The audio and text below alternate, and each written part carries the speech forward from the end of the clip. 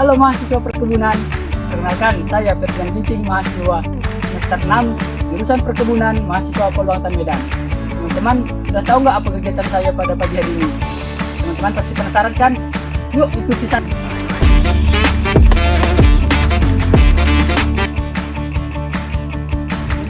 Halo teman-teman semua, kembali lagi bersama saya Ferdinand Ginting, mahasiswa Politeknik Pembangunan Pertanian Negeri Medan. Kali ini saya berada di Koperasi Perkasa Nalotantan yang berada di Desa Sungai Ula, Kecamatan Nalotantan, Kabupaten Merangin.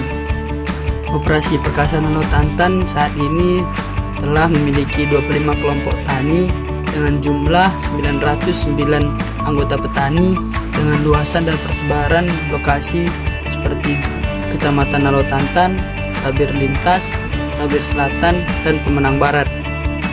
Kali ini kita akan mengikuti proses pemanenan kelapa sawit yang ada di Koperasi Perkasa Nalotantan. Proses pemanenan kelapa sawit merupakan salah satu tahap paling krusial dalam produksi minyak kelapa sawit. Pemanenan akan dilakukan ketika buah sawit telah matang sempurna yang ditandai dengan jatuhnya berondolan atau buah yang sudah terlepas dari tandannya. Pada Koperasi Perkasa Nalotantan, sebelum melakukan pemanenan, dilakukannya terlebih dahulu yaitu taksasi produksi. Taksasi produksi merupakan perkiraan besarnya produksi yang akan dicapai pada luasan tertentu sehingga dapat menentukan jumlah tandan buah yang ada pada saat pemanenan dengan standar manajemen pada perkebunan Koperasi Perkasa Nalotantan. Adapun tahapan dalam melaksanakan taksasi panen dilakukan pada Koperasi Perkasa Nalotantan dengan cara satu, yaitu menghitung angka kerapatan panen atau AKP dengan perhitungan jumlah tandan masak per jumlah pokok sampel kali 100%. Dan yang kedua, menghitung perkiraan tonase dengan perhitungannya yaitu jumlah populasi kali AKP kali berat janjang rata-rata. Dan yang ketiga yaitu menghitung kebutuhan tenaga kerja dengan perhitungannya luasan lahan per basis kerja. Dan yang terakhir yaitu menghitung kebutuhan truk angkut dalam pemuatan TBS dengan perhitungan tonase per kapasitas truk. Panen selanjutnya yaitu melihat kriteria buah. Kriteria buah pada Koperasi Perkasa Nalotantan memiliki fraksi buah dari fraksi 00 sampai dengan fraksi 5. Teman-teman dapat melihat tabel di atas yang merupakan fraksi-fraksi yang digunakan pada Koperasi Perkasa Nalotantan. Pada saat pemanenan digunakan sifat fraksi matang, yaitu fraksi buah F2 dan F3. Dengan F2 jumlah berondolan 25-50% buah luar dengan rendemen minyak 22,1 dan kadar asam lemak bebas 1,8. Dan pada F3 sifat fraksi matang dengan jumlah berondolan 50-75% buah luar dengan rendemen minyak 22,2 dan kadar asam lemak bebas 2,1. Ini merupakan fraksi-fraksi dari kriteria kematangan buah yang digunakan oleh Koperasi Perkasa Nalotantan.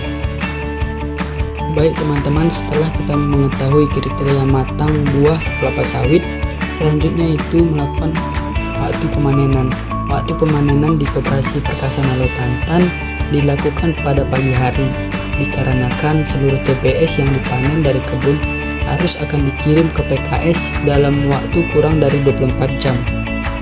Petani kelapa sawit di Koperasi Perkasa Nalotantan biasanya melakukan pemanenan selama 2 kali seminggu dengan tetap memperhatikan kriteria matang buah pada kelapa sawit.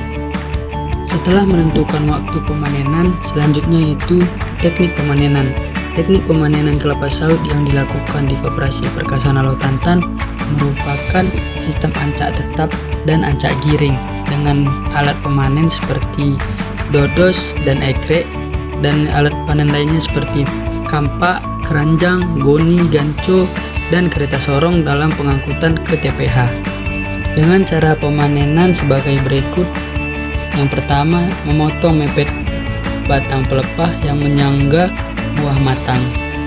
Dan yang kedua itu pemanen akan memastikan buah mentah di atas buah matang dengan disonggoh 2 pelepah. Dan yang ketiga, pemanen memotong tangkai tandan buah mepet ke batang. Dan yang keempat, mengambil seluruh brondolan di ketiak pelepah ataupun yang dibawa untuk dikumpulkan di dalam karung. Pada buah yang memiliki tangkai panjang akan dipotong mepet ke tandan kurang lebih 2 cm dari pangkal buah, lalu ditandai dan diletakkan di jalan pikul. Pelepah yang sudah diturunkan, pemanen akan memotong 3 bagian dan disusun di gawangan mati sejajar dengan jalan pikul.